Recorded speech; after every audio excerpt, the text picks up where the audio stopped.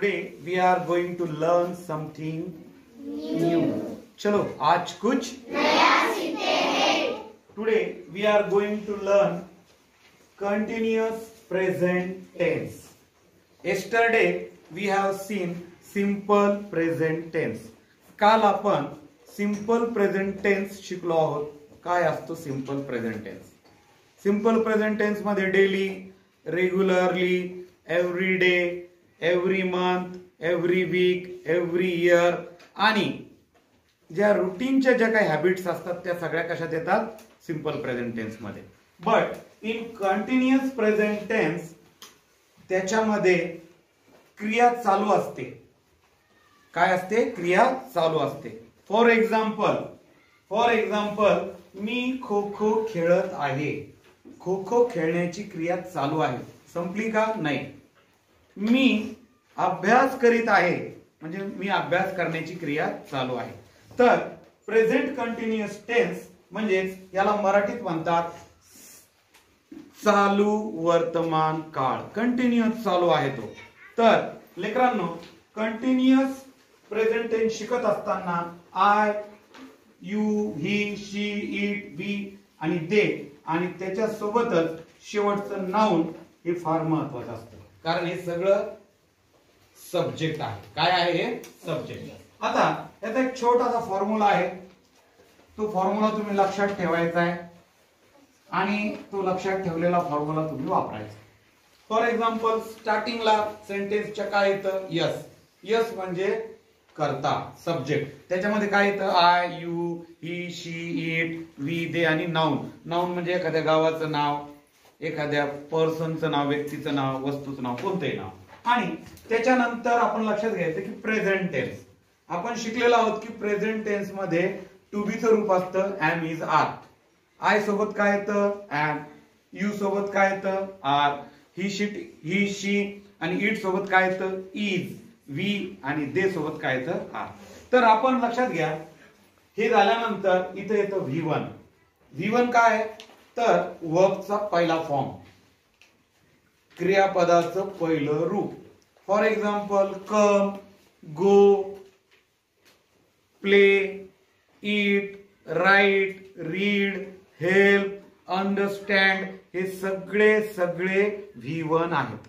आता या V1 च्या नंतर ING लावायचंय.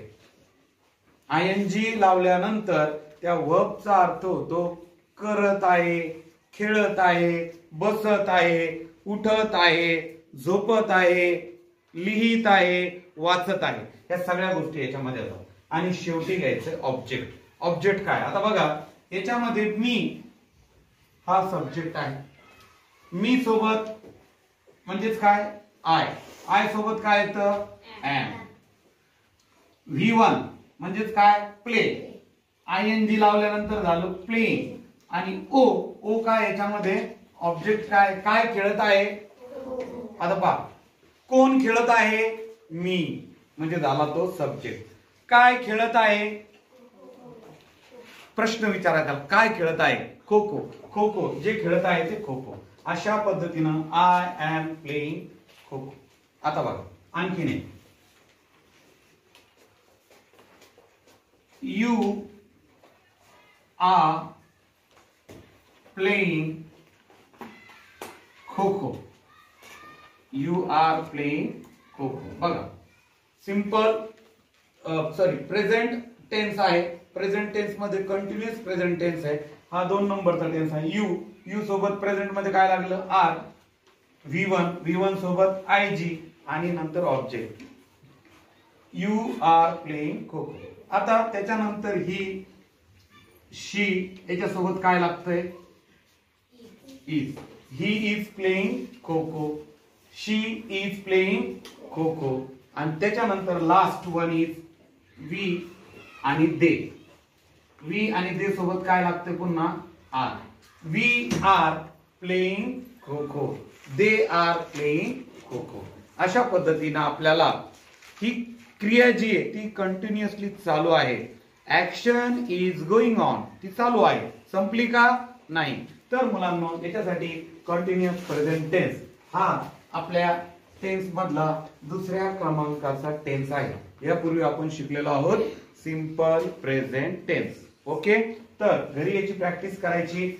आय पासूनचे सेंटेन्स बनवायचे, यू पासूनचे बनवायचे, असं करत करत दे पर्यंत, आणि नाउनचे पण बनवायचे। आता नाउनचे कसं, for example Bhakti is going to market, Bhakti market मध्ये जात आहे, बरोबर। त्याच्यानंतर Yuvraj is coming from market, Yuvraj बाजारातून परत येत आहे, बाजारातून येत आहे। I am writing a letter, you are writing a letter, he is writing a letter, she is writing a letter. मग सगळ्यांनीच पत्र लिहिलं तर we are writing a letter, we are writing letter, आम्ही पत्र लिहित आहोत। दे आर रायटिंग लेटर, तिथं अ लागणार नाही। तर अशा पद्धतीनं हा आपला फार महत्वाचा असा टेन्स आहे कंटिन्युअस प्रेझेंट टेन्स, चालू वर्तमान काळ। Okay, I think all of you understood this, सगळ्यांना हे समजलं असेल। सगळ्यांनी प्रॅक्टिस करायची। Let's practice.